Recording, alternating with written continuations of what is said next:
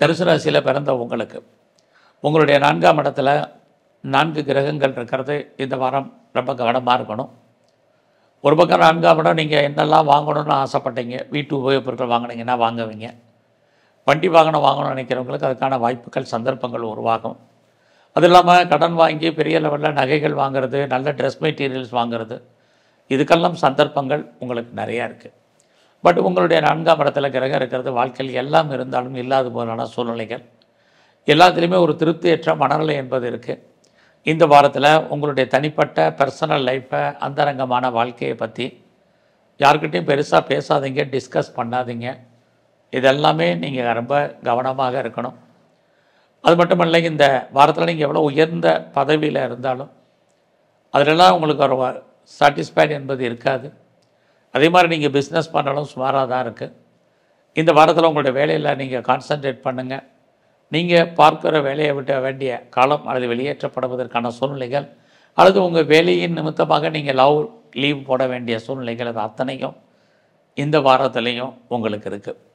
ஆகையினால இந்த வாரம் நீங்கள் எந்த சர்வீஸில் இருந்தாலும், ஜாபில் இருந்தாலும் அதை நீங்கள் மகிழ்ச்சியாக பாருங்கள். இந்த வாரத்தில் இதுவரைக்கும் திருமணம் நடக்காதவங்களுக்கு அது சம்மந்தப்பட்ட பேச்சுவார்த்தைகள் உண்டு. யாரெல்லாம் செகண்ட் மேரேஜுக்கு இருக்கீங்களோ நீங்கள் எல்லாம் ட்ரை பண்ணுங்கள். 2வது திருமணத்துக்கான வாய்ப்பு நிறையா உண்டு. இந்த வாரத்தில் உங்களுடைய நட்பு வட்டாரத்தை மெயின்டைன் பண்ணுங்கள். நல்ல நண்பர்கள் உங்களை விட்டு பிரிஞ்சிருப்பதற்கான வாய்ப்பு இருக்குது. நீங்கள் பிஸ்னஸ் பண்ணுறீங்க, உங்களுக்கு தொழில் தகராறு, தொழில் நிச்சயமற்ற தன்மை இருக்குது. அதுக்காக தொழில் இல்லாமல் தொழில் விட்டு விட்டு நடக்க வேண்டிய காலங்கள் உண்டு. அது இல்லாமல் நீங்கள் பெரிய லெவலில் இந்த காலகட்டங்களில் எக்ஸ்போர்ட் பண்ணுறேன், இம்போர்ட் பண்ணுறேங்கிறவங்களுக்கு பெருசாக லாபம் ஒன்றும் இல்லை. உங்களுடைய அவுட்ஸ்டாண்டிங் பணங்கள் எதுவும் வருமானா இந்த வாரம் வர்றதுக்கான வாய்ப்புகள் ரொம்ப ரொம்ப குறைவு.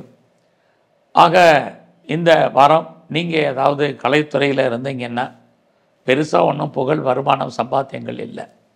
அதனால் எல்லா விஷயத்துலேயும் இந்த வாரம் உங்களுக்கு கிரக நிலைகள் சாதகமாக இல்லை. நல்லா அடக்கி வாசிங்க, தெய்வ அனுகூலத்தை கூட்டுங்க.